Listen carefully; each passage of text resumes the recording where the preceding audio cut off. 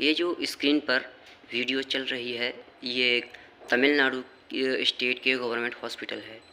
और इस हॉस्पिटल में वो सारी फैसिलिटीज़ है जो कि एक प्राइवेट हॉस्पिटल में होती है। यानी कि वो सारी सुविधा है जो कि प्राइवेट हॉस्पिटल में होती है, या यानी कि जैसे कि एमआरआई और endoscopy, blood test, x ray, ultrasound, body scan, ये सारी फैसिलिटीज़ इसमें है। सारी फैसिलिटीज़ इसमें हैं, और हैरानी वाली बात यह है कि ये सारी फैसिलिटीज़ बिल्कुल ही फ्री है। इसमें कोई भी चार्ज नहीं है, कोई भी कुछ नहीं है। अब कुछ दिन पहले ही हमारे इस कंपनी के मैनेजर हैं, उनके मॉम डैड में थोड़ा लड़ाई हो गई थी, झगड़ा हो गया था घरेलू मामलों को लेकर के। तो उनकी मॉम ने पॉइज़न खा लिया।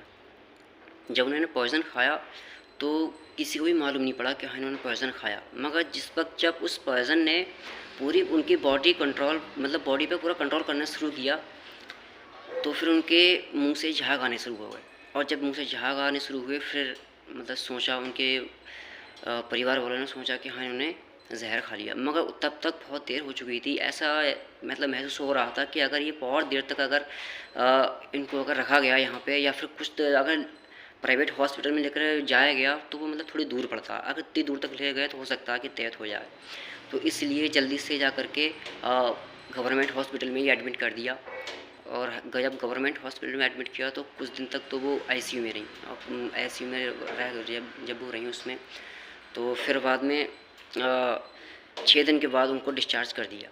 मेडिसिन चली उनकी, पर अब वो फ़िलहाल पूरी तरह से ठीक हैं। और यहाँ पर दवाई A1 क्वालिटी मिलती है, क्योंकि इस हॉस्पिटल की दवा मैं भी खा रहा हूँ। तो सारी बात यह है कि इसमें A1 क्वालिटी की दवाई मिलती है, और सारी की सारी सुविधा फ्री है। कुछ भी चार्ज नहीं है।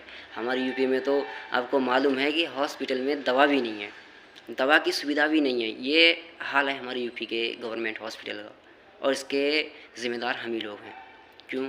क्योंकि अगर हम सिर्फ अगर धर्म के नाम पर वोट देंगे तो कुछ भी होने वाला नहीं है। अगर हम अपने एजुकेशन, अपने हॉस्पिटल्स, अपने फ्यूचर को लेकर अगर वोट देंगे तो शायद हो सकता है कि कुछ हो जाए, मगर अगर हम सिर्फ धर्म को लेकर के वोट देंगे तो कुछ भी होने वाला नहीं है।